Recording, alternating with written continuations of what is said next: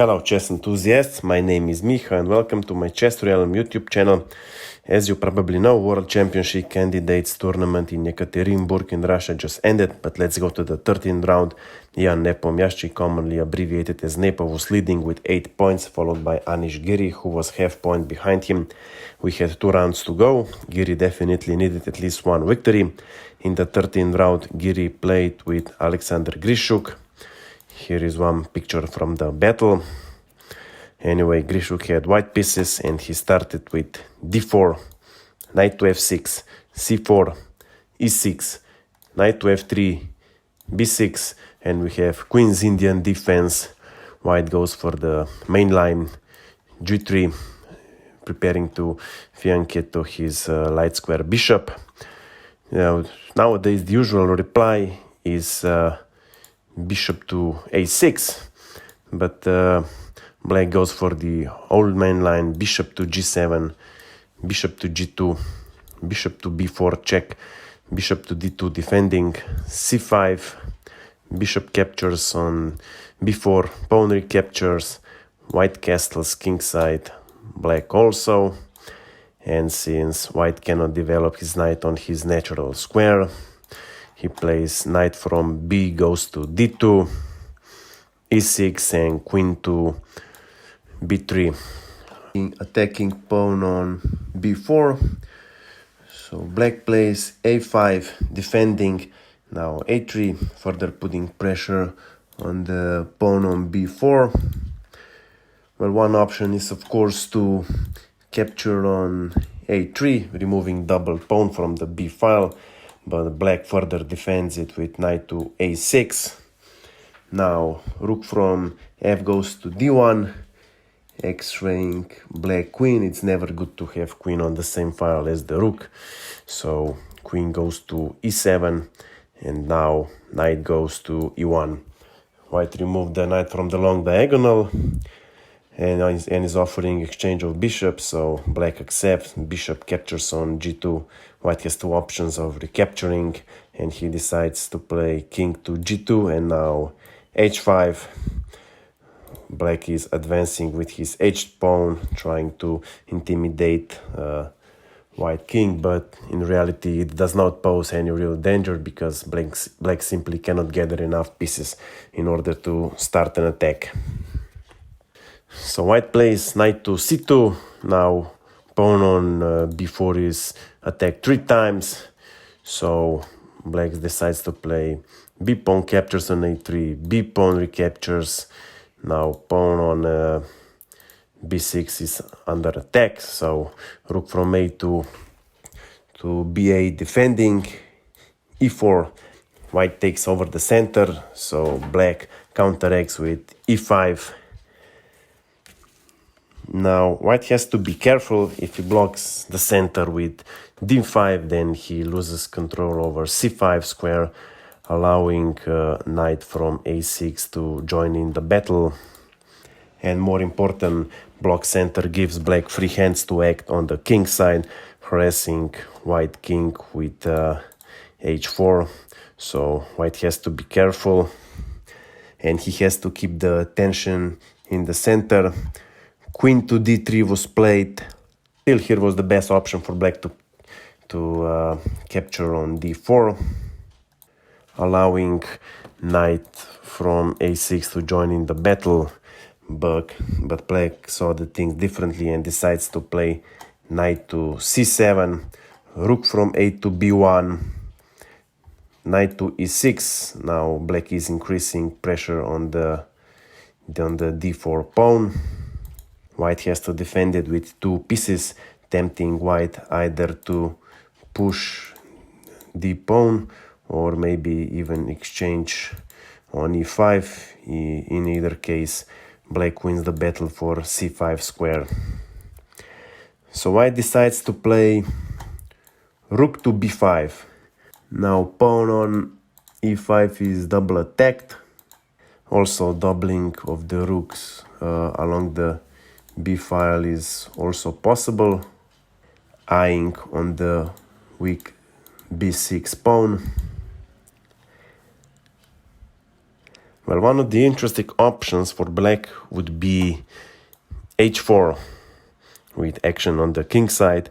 White cannot capture because then we have knight to f4, forking king and queen. And after, for example, knight to f3, then h3 check if white king doesn't want to get stuck on the first rank with pawn on h3 like a bone in the throat, then he would have to play king to h3 now. Knight to h5, threatening with knight to h4, and later again with fork on the king and the queen, so this is definitely a very sharp position. Okay, let's go back to our game.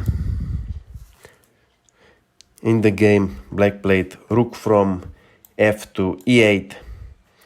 You might think that pawn on e5 is for free, but if white captures, then rook on e5 is kind of stuck. Also, d file is open. So this is definitely very unclear position. It's hard to tell whether black has enough compensation for the sacrifice pawn. White, however, played h4, blocking black h pawn. Now g6, f3, knight to d7. Very interesting move. Black is eyeing on the h4 pawn. For example, if white plays a4, then queen captures on h4, g pawn recaptures, knight to f4, forking king and queen, and after maybe king to g3, then knight captures the queen.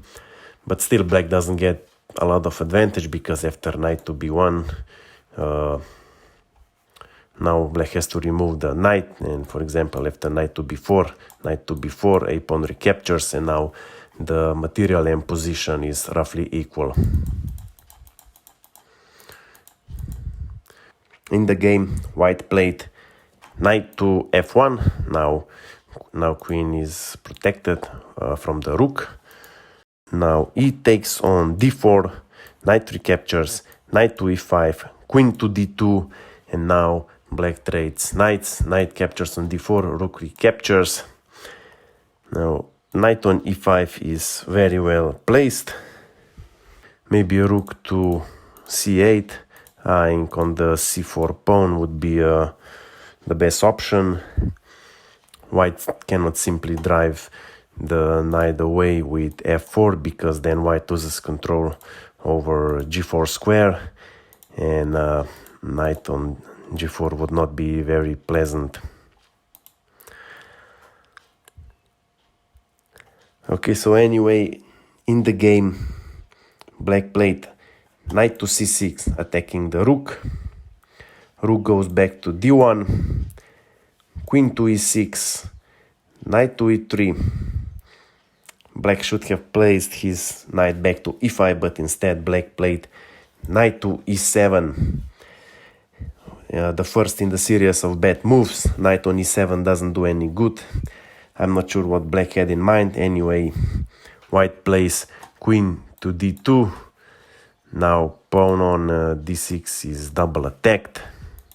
Still, here was a chance for black to play rook to d8 and somehow fortify his position. Although even here white is better, but black's next move is simply losing. f5 was played. Maybe black was counting on opening the e-file, then white would have to defend the knight somehow. So white captures the pawn on d6 immediately. White gains a pawn, but also his pieces are far better coordinated, so this is already a winning position for white. Knight to c6 was played. If white captures rook immediately, then after black recaptures, white cannot simply capture the pawn on e5 because then rook captures the knight.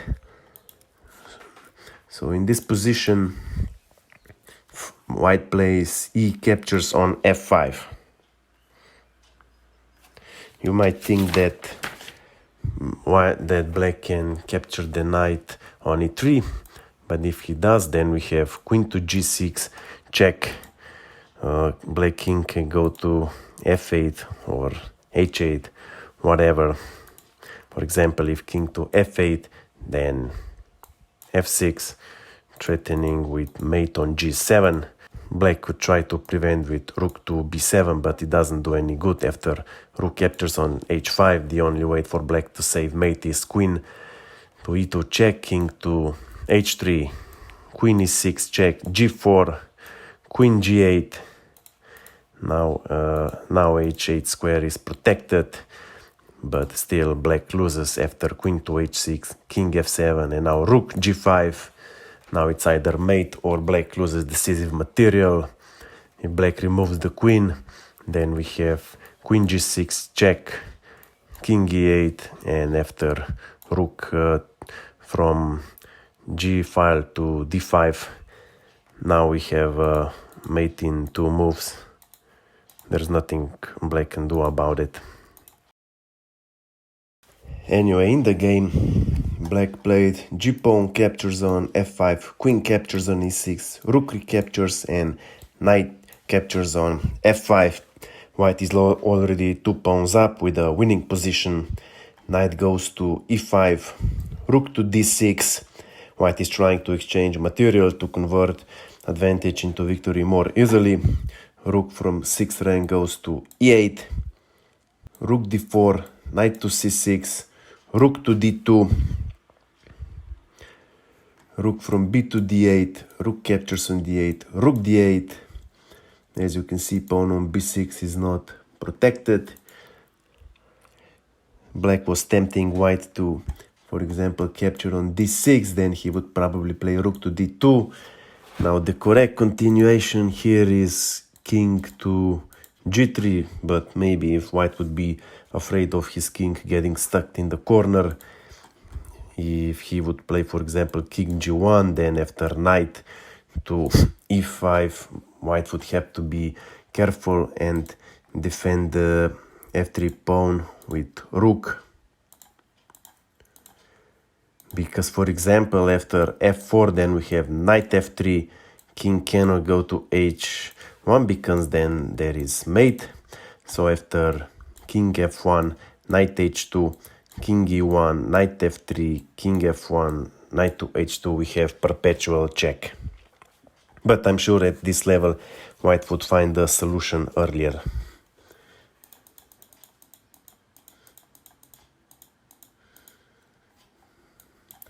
Okay, so in the game, white played rook to d5, black trades rooks, and now knight to e5, knight to d6, king f8, king f2, king to e7. Here white could have played knight to c8, forking pawn and the king gaining third pawn.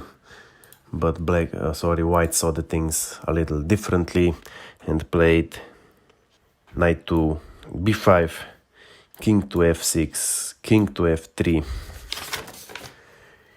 king to f5, knight d6, check, king f6, king e4, knight d7, and king d4. After some maneuvering, white is still 2 pawns up. Black could have very well resigned. In the game there followed king e7, knight to b5, king f6, knight to c3, king f5, knight e4, king g6, g4, b5, knight to c5. Whether black trades knights or not, he is losing and realizing his hopeless position. Here Anish Giri resigned the game and his dreams of becoming a world champion challenger were over. In the end, Jan Nepomniachtchi won the candidates tournament and became the challenger of champion Magnus Carlsen. So I hope you like this game and that you have learned something from it. If you have any questions, my email is below in the description. Of course, I invite you to visit my Instagram page. That's it for now and see you soon.